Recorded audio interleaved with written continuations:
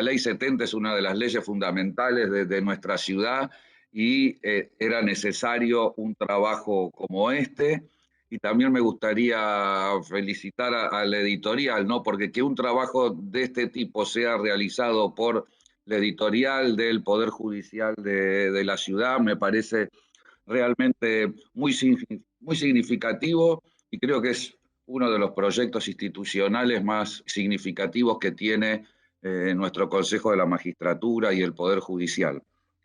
Además muestra algo que el Estado, ¿no? que tan criticado está en nuestro sentido común, entre tantas otras cosas que produce conocimiento, ¿no? Conocimiento para que el propio Estado pueda actuar de forma más racional, conocimiento para los que hacen el control, para los que gestionan cotidianamente, para los que juzgan o resuelven, y también para aquellos que legislan para hacerlo de la mejor forma posible y con la mayor racionalidad posible también. Me gustaría señalar dos aspectos por los cuales este libro es significativo y es interesante porque los dos aspectos ya los mencionaron mis colegas con anterioridad, con lo que muestra que hay algo que está cambiando en nuestra manera de hacer finanzas públicas y derecho financiero, porque en otra época esos elementos no hubiesen estado en el primer plano como estuvieron ahora. El primero, y que ya lo señaló Alejandra García al comienzo, es el tema de la interdisciplina. Ahora, el derecho financiero, que es el estudio jurídico, ¿no? de las instituciones financieras, habitualmente se pensó en relación con las ciencias sociales, pero lamentablemente, por una diversidad de cuestiones, se consideraba que la única ciencia social significativa correlativa al derecho financiero era la ciencia económica.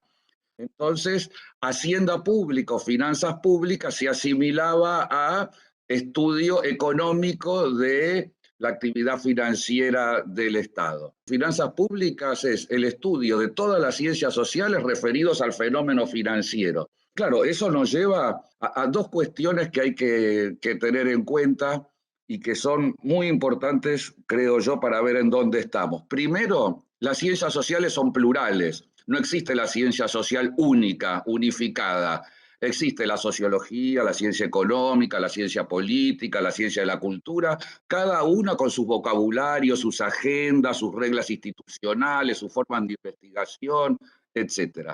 Nuestras finanzas públicas venían de no unidimensionalidad, solo la economía, y tenemos como el recuerdo, digamos, fantasioso del momento que, digamos, a mediados del siglo XX, había algo parecido a un paradigma dominante en las finanzas públicas económicas que uno podría decir que era el consenso en ese momento y relativo ya, ¿no? Pero eso estalló en las ciencias económicas y en todas las ciencias sociales. Entonces creo que es muy importante ese aspecto que está puesto de manifiesto en el libro.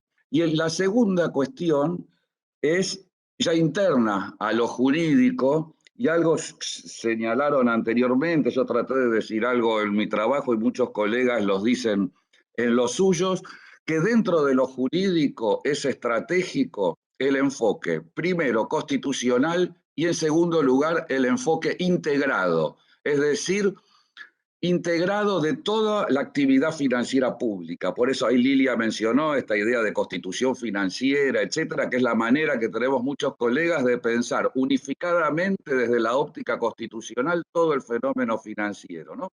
Como el subsistema de la Constitución que regula cómo debe ser financiada la propia efectividad de la Constitución. Es decir, es una especie de autoconciencia reflexiva y regulatoria que tiene la Constitución con respecto a sí mismo, dado el carácter estratégico de lo financiero. Y esto implica una visión integrada de todas las instituciones financieras. Yo habitualmente litigo con mis colegas del derecho tributario para mostrarles todo lo mal que se ve el derecho tributario cuando se lo aísla del conjunto del fenómeno financiero. Surge del libro todo lo que se pierde el derecho financiero no tributario al pensarse al margen del derecho tributario. Y uno lo ve en la legislación, es decir, no es una cuestión puramente académica, uno ve cómo estos problemas epistemológicos generan legislaciones autocontradictorias. Y la ley 70 es paradigmática. Claro, uno puede decir algo de disculpa y esta autocontradicción ya viene en la 2456, donde uno ve lo mismo o agravado. Yo menciono ahí al pasar, por ejemplo, el nomenclador presupuestario, ¿no?, del gasto público de la ciudad, que no sé si se habrá modificado, al menos era el que consulté en ese momento, que en general a su vez los locales están copiados del nacional, y en los clasificadores ingresos no tributarios, 1200. ¿Y cuál es el primer ingreso no tributario del nomenclador? Las tasas. Ahora, para el 100% de los estudiosos de las finanzas públicas, del derecho financiero, la tasa es una categoría tributaria paradigmática, ¿no? No hay dudas. O sea, los poderes ejecutivos están diciendo que las tasas no son tributos, cuando no solo la doctrina, los libros, sino el propio ordenamiento jurídico, la Corte Suprema y demás consideran que eso es nadie se pone a discutir algo así.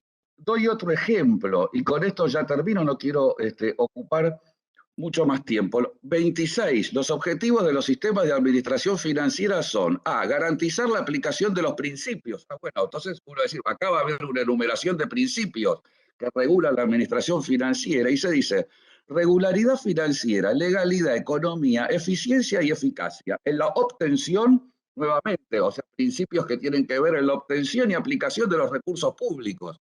Ahora, esto no es coherente ni con la propia Ley 70, porque 3, 4 artículos más adelante va a decir: el presupuesto es participativo, como primera nota, o sea, la participación es un principio.